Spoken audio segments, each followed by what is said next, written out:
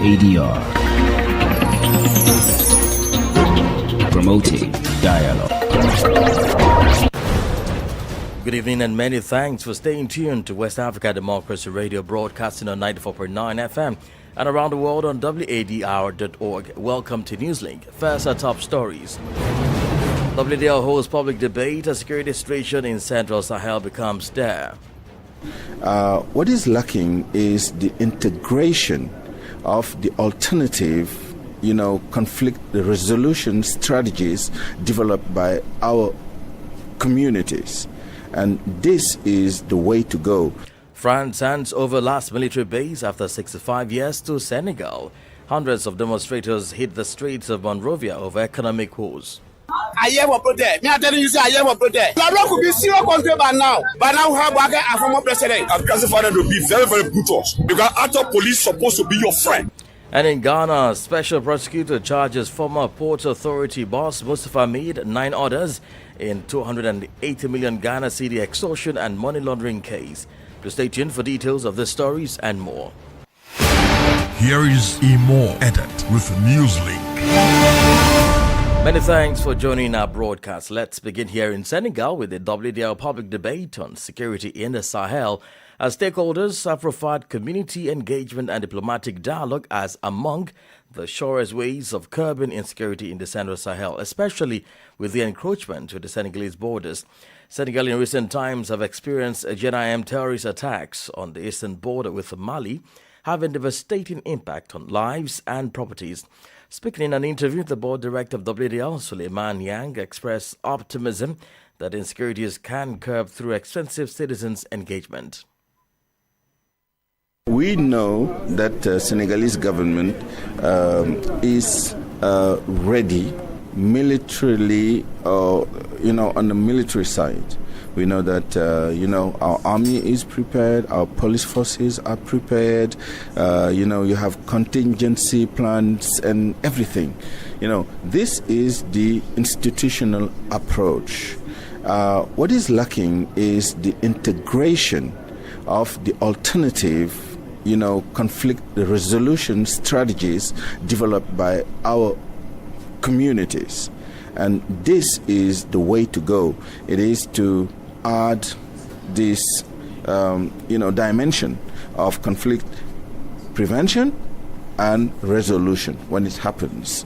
And that's the very essence of the project.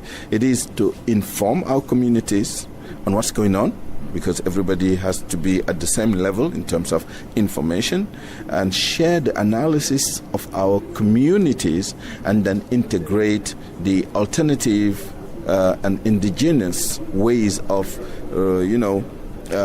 resolving the issues in our communities. And this is key if we want to be efficient. Otherwise, this crisis that is just mushrooming in our region will not spare any country in the region. So we have one last opportunity to change our approaches of, resolving our issues by integrating this, community-based, oriented approaches. The WDL public debate brought together key stakeholders from civil society groups and was under the theme Security Situation in the Central Sahel and at the Gate of Senegal, the effects, challenges, strategies and solution. Meanwhile, France has returned its last 2 military bases to Senegalese forces on Thursday amid a wave of anti-French sentiment in the sub-region. General Mbaye Cissé and Chief of the French Command in Africa, Pascal Ayeni, oversaw the official handover ceremony in Dakar, which marks the end of France's 65 years presence in Senegal. Christopher Teacher has the details in this report. The closure of the Senegalese military operation is just the latest diplomatic blow to France, as a wave of French critical governments have ascended to power in West Africa. Speaking at the event, General Mbaye Cissé commander of the military zone number 2 in northern Senegal, said the event was a turning point for both countries. Indeed, they consecrate the culmination of several months of friendly and fraternal discussions between the two countries on the definitive retrenchment of French military control over the Senegalese armies. Those, the Saint-Exupéry and Marshal Douane camps, the Jazz Air Stopover, the Cité Résidentielle de la Pointe, the naval installations of Camp Prote, the Rufisque Transmission Center and Camp Jelly, where we are this morning, have all been handed over to the Senegalese armed forces. The French army has had a permanent base in Senegal since the country's independence from France in 1969. Here is Chief of the French Command in Africa, Pascal Lani, speaking. This change is necessary. We must reinvent our partnerships in a dynamic Africa whose youth carry a lot of hope. This requires a real transformation of our approach to African countries and our African partners. We need to do things differently, and we no longer need permanent bases for that.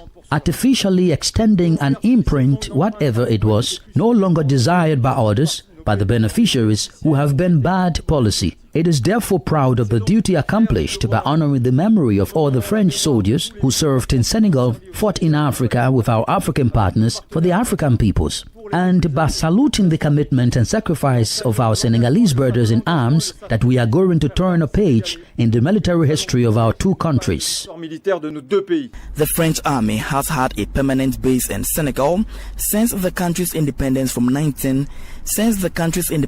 France in 1969. Christopher Tisho with that report. Meanwhile, Senegalese President Bassirou Diomaye Faye hosted his Cape Verdean counterpart OSIWA in Dakar Wednesday for an official visit aimed at strengthening ties between the two nations. The two heads of state held a private meeting at the presidential palace, during which they expressed a shared commitment to deepening cooperation between Dakar and Praia, according to a statement posted by the Senegalese presidency on its official X, formerly Twitter account. Their discussions covered key strategic areas, including regional integration, maritime security, energy transition, and citizen mobility within West Africa. Both leaders emphasized the value of a reinforced partnership between island and coastal states that face similar challenges in sustainable development and governance. This high-level visit reflects Senegal's evolving diplomatic focus under President Bassirou Diomaye Faye, who is pushing for a more effective and united South-South cooperation approach in the region. More stories coming up on West Africa Democracy Radio. Newslink continues. Now let's take you to Togo, where polling stations open across the country on Thursday for the municipal elections.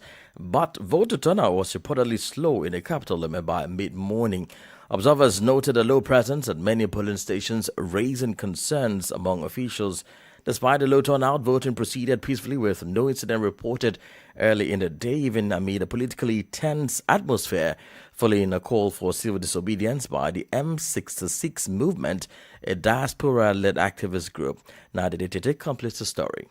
Some voters expressed pride in fulfilling their civic duty, while others voiced hopes that the newly elected municipal councillors would help drive local development and decentralization. It remains unclear whether the low turnout reflects delayed participation or a broader public disengagement. Officials expect clearer insights once collation begin at the polls, which ended at 4 p.m. local time. More than 4.5 million registered voters were expected to take part in the polls to elect 1,527 municipal councillors in the 117 municipalities of the country, according to the Independent National Electoral Commission. For this municipal election, 19 political parties, 9 party groupings, and about 50 independent candidates are in the race. A team of observers, including those from the Economic Community of West African States, ECOWAS, and the African Union, monitored the election. These are the first municipal elections since the country adopted a new constitution that switched the nation from a presidential to a parliamentary system in May. The poll comes amid political tensions following weeks of regular demonstrations against the government. Activists of the M66 movement called for protests on Wednesday and Thursday. Last month,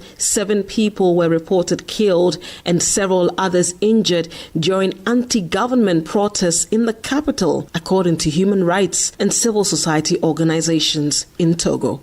Nadidete filed the report. Elsewhere, streets in Monrovia, the capital, and several other regions across Liberia were filled with demonstrators as citizens voiced their frustrations over economic difficulties, government corruption, and a call for urgent political reforms. The protest mobilizes thousands of Liberians from diverse backgrounds as demonstrators are marching through key city corridors carrying banners and chanting slogans demanding accountability from government officials. Organized by the Solidarity of Trust for a New Day stand and partners, many protesters were highlighting critical issues such as soaring unemployment rates, rising living costs, and long-standing concerns about governance, transparency, and leadership. Here are some of the voices of demonstrators filed in by our Monrovia correspondent Abraham Parker. Tomato president in Wanakra, but he will not be president. He can suppress us, suppress our resources. Joseph Newman Bagama said, I know he never win. But because of what he passion, I want to burn out. What we're trying to restore us, to mutia for our arbor. He said, because you suffer, I will get a vote on a cover full support of the protest. Because we suffer too much. Now my first time in the blood history where I was born. I see champion for president and I roll a rebel country. Champion everywhere, champion you go up and down. The police corrupting and drama when you not get money to pass. You need to get your market, they will suppress you. Money in the gas can't go nowhere because they can't suppress us. When you have two speakers in the house here before, they could tell you, say, we get a PS speaker. Then I may be the president. The president come out at Dakar, ahead of the state. He say, I will work with majority. Constitution working, it's for constitution. Lawmaker will beating in the house. You won't say certain people because they are not salary you. They say, I don't want to buy the capital building. I hear for protest. Me, I telling you, say, I hear for protest. Labrador could be zero country by now. But now we have a former president. I'm classifying to be very, very brutal. Because after police supposed to be your friend. But today, the police here as a whole, they are enemy to certain group of people is Labrador here. That's not the Labrador we envisage. We need Labrador that will, if we fall in problem tomorrow, we should get there, we should get to the police to solve problem for us. But we run to police, there's no remedy for it. Now we are looking at this country. If we man, we heading for the dark days. And we pray to the Almighty Allah for the dark days not to repeat. If Baka continue to rule, when you talk about gangster way of ruling the Senegal country, we are here to tell them to do the right thing for Liberia. Those were voices of demonstrators in Monrovia, the Liberian capital. In the meantime, the legal fate of charging opposition leader Success Masra may soon be determined as the judicial investigation against him has now been completed. According to his lawyers, the investigative phase officially ended on July 15, and the case has been submitted to the Attorney General for a decision on whether it will proceed to trial. Augustine Koli completes the story. One of the most contentious elements of the case is an audio recording being used as part of the prosecution's evidence. The defense argues that the recording, allegedly featuring Masra's voice, dates back to May 2023, which significantly predates the May 2025 violence in Madakao, the incident that charges are believed to be linked to. The defense maintains that this timeline discrepancy casts a serious doubt on the credibility of the prosecution's claims and undermines the legal foundation of the case. Masra, a central figure in Chad's opposition landscape, has long been a vocal advocate for democratic reform and greater transparency. His growing popularity has made him a thorn in the side of Chad's transitional authorities, particularly in the run-up to anticipated elections. The outcome of this case is expected to have far-reaching implications for Chad's political climate, especially as the country navigates its delicate transition period. Observers say a decision to proceed to trial could further polarize public opinion, while a dismissal of the charges may be viewed as a rare win for political opposition in a region where dissent is often suppressed. All eyes now turn to the Attorney General's office, where the next move in this high-stakes legal saga will be determined. Augustine Koli filed that report. You're listening to Newslink on West Africa Democracy Radio, broadcasting from Dakar, Senegal. Here is a reminder of our top stories. WDL holds public debate as security situation in Central Sahel becomes dire. France hands over last military base after 65 years to Senegal. Hundreds of demonstrators hit the streets of Monrovia over economic goals. And still ahead, in Ghana, Office of the Special Prosecutor charges former NPA boss Mustafa Hamid, 9 others in 280 million Ghana cedi extortion and money laundering case. We do have a guest interview and sports news. Please stay with us. Fresh and breaking news all the time. Hear it first as the news breaks, only on West Africa Democracy Radio. Newslink continues. Well, let's cross over now to Nigeria, where reactions are trailing the former Vice President Atiku Abubakar official resignation from the opposition People's Democratic Party, PDP, a move that has been long anticipated. This decision was confirmed through an official communication submitted to the PDP by Abubakar. Despite the latest development, a prominent party leader, Governor Seyi Makinde, insists that the PDP remains strong and resilient. WDL's Usman Mari in Abuja has the details in this report. Former Vice President Atiku Abubakar has resigned from the People's Democratic Party, PDP, citing irreconcilable differences. The decision, however, did not come with a bang, but rather through a calmly calculated letter. Dated July 14 and addressed to his ward chairman in Adamawa, Atiku stated that the People's Democratic Party has drifted away from the ideals on which it was founded. After decades of back and forth, he has decided to say goodbye again. This move was not unexpected. For months, there have been strong indications that Atiku was preparing to realign himself ahead of the 2027 general elections. He is now part of a new opposition coalition, a combination of political heavyweights, including Peter Obi, Nasir El-Rufai, Rotimi Amechi, and others. They have chosen the African Democratic Congress, ADC, as the new platform, with the former Senate President David Mark and ex-Osun State Governor Rauf Aregbesola appointed as interim leaders. Atiku's political journey spans multiple parties and decades, from the PDP to the Action Congress in 2007, then to the APC in 2015, and back again. However, after 2 unsuccessful presidential campaigns under the PDP in 2019 and 2023, this may be his final break from the party. Nevertheless, PDP insiders are not overly worried. Governor Seyi Makinde of Oyo State dismissed concerns that Atiku's departure would lead to the party's demise. Shortly after the news broke, Makinde stated that the PDP remains solid regardless of the former vice president's exit. I don't think that will make any dent on PDP as a party. PDP is an institution, right? You have a freedom of entrance and exit. But I think anyone that will hold PDP down is better for such individuals too. Okay. With coalitions forming and political camps shifting, the path to the 2027 general elections is already taking shape. For Newslink on West Africa Democracy Radio, Usman Umar reporting from Abuja. In Ghana, the Registered Nurses and Midwives Association, GRNMA, has shelved its planned industrial action after securing significant commitments from government during a meeting held on Monday. GRNMA leadership says while the issues remain sensitive, government's latest assurances offer enough grounds for continued dialogue rather than confrontation.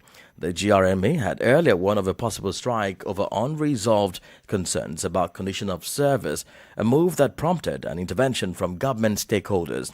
Perpetual Furiam Pofo is the president of the Ghana Registered Nurses and Midwives Association. On the 8% non-basic allowance, which was intended to appreciate the market premium of nurses and midwives upwards, the employer was emphatic that there were serious distortions which has affected the market premium of nurses and midwives, and that they would take urgent steps to rectify same. All other items as contained in the Appendix B of the collective agreement are to be costed and included in the 2026 national budget. The National Council of the Association at this point in time has taken a decision to halt all intended industrial actions pending the full implementation of the entirety of the collective agreements. Perpetual Furi Ampofo is the president of the Ghana Registered Nurses and Midwives Association. Meanwhile, Ghana's special prosecutor has charged a former chief executive officer of the National Petroleum Authority, Mustafa Abdulhamid, and 9 others with a 280 million Ghana cedi extortion and money laundering scheme allegedly within the NPA. The others include current and former staff of the NPA and directors of 3 private companies alleged to have facilitated the laundering of illicit proceeds. In a statement from the OSP, the charges follow its extensive investigations launched in late 2024 into the diversion of public funds and collusion between NPA officials and certain oil marketing and bulk distribution companies. According to the SP, the scheme was allegedly initiated by Abdul Hamid and executed by Amwa and Newman without any lawful mandate, exploiting the authority at the NPA to solicit and collect payment. Amwa is alleged to have handled 24 million Ghana cedi directly to Abdul Hamid between January and December 2024.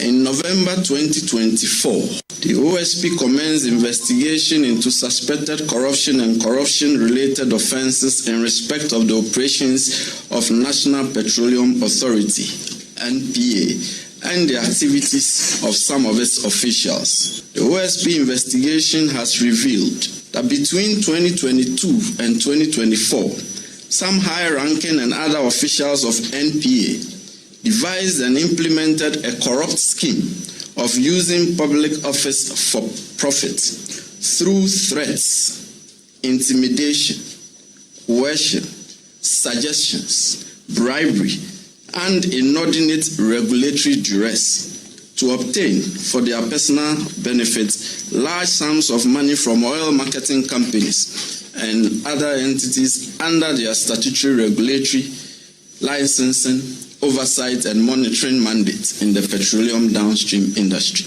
As at the close of business on 30 May 2025, the OSP had uncovered, through tracing and trailing, an amount of 280,516,127 cedis and 19 pesos, being proceeds of the corrupt scheme, some of which has been used by the perpetrators to acquire identified and traced apartments, suites, houses in country and abroad. Kesia Chebeng is a Ghana special prosecutor. Politics, analysis on major news, social matters, and all. This is a guest. Well, let's take you back to Nigeria following the unsurprising resignation of former Vice President Atiku Abubakar from the opposition People's Democratic Party. Questions continue to swell around the future of opposition politics in Nigeria. In this guest interview, public affairs analyst Omeza Ajay shares his insights on the implications of Atiku's exit, what it signals for the PDP, and how it could reshape Nigeria's political landscape ahead of 2027. I wasn't shocked at all.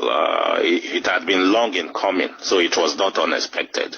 And of course, like you said, this is not the first time he will be leaving the PDP. In 2006, when he saw that he was not going to get the ticket of the PDP, he left and joined the Defunct Action Congress, that is the AC. Then he returned to the PDP again in 2009. Then in 2014, when he saw that he was not also going to get the ticket from Jonathan, he also left the PDP, for the APC. But again, in 2017, he left the APC back to the PDP. And now he has left the PDP again to join the African Democratic Congress. So this is like the third time he will be leaving the PDP. He seemed to have some kind of obsession with getting the presidential ticket and being the president of the country. A lot of people are suspecting that he might again want to be the flag bearer of the party. What will this mean for the strength that the coalition has gathered so far if Atiku eventually emerged as its flag bearer? There are speculations that he's seeking the ticket of the ADC, and there are people who have said that the coalition was actually built around him. That is before they adopted the ADC. And of course, those who say that are not mistaken, because I recall that some months ago, when the issue of coalition was first announced, it was announced by Atiku Abubakar. with some people. Peter Obi was not there, though he sent 2 representatives, Tanko Yunus and Chief Peter Ame. And of course, some other persons who were Atiku's allies were there. So Atiku was the first person to announce that they were planning to form a coalition. That was several months ago.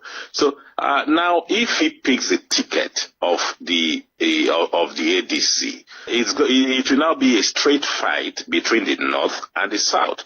And I am inclined to think that, going by what we are hearing, many people in the South who support the coalition, they are likely not going to support Atiku if he picks that ticket. Because the issue, what people are saying, some people are saying is that why is it that whenever a Southerner is the president of the country, the North will always come up to say it's time up, they want to take over. So why not allow the Southerner to say it? So there is that sentiment. So there are people who are just waiting that, okay, and then you have the obedience, the Peter Obi movement. A very powerful bloc in the coalition. Yes, if Atiku picks that ticket, there is no guarantee that they are going to remain in that coalition to back Atiku. They are likely going to opt out, for another platform because Peter Obi has declared, at least on 2 occasions now, that he is not going to deputize anybody, that he is going to contest for the presidency in 2027. So what will this mean for the APC and the nature of the 2027 election generally, should Atiku, insist and go ahead and get the ticket? What the implication is that things might just pan out well or turn out positive for the APC. Because if he gets the ticket, if Atiku gets the ticket of the ADC, and the obedient tendency in the ADC pulls out of the ADC,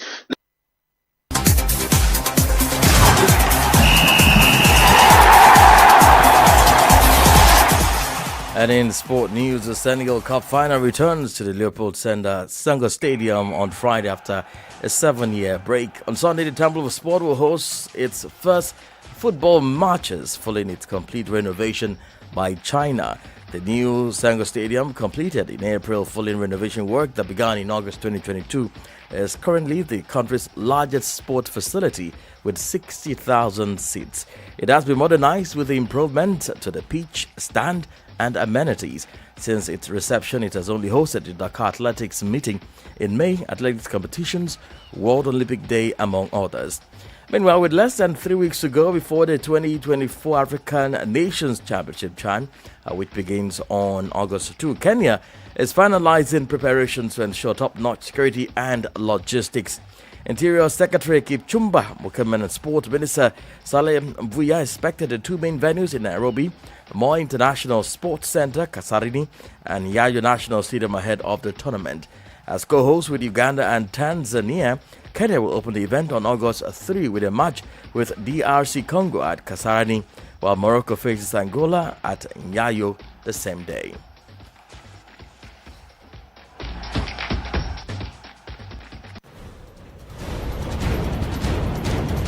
And that's it on this edition of Newslink on West Africa Democracy Radio, broadcasting from Dakar, Senegal. Thank you for listening, and many thanks to Ismaila Kamara and Sheikh Njai for the technical support. Do keep the conversation coming on all of our social media platforms, X, Instagram, at WDL English. Coming up is the environment program, Enviroscope with Abdullahi Hassan. I am Imo Edet. Good evening.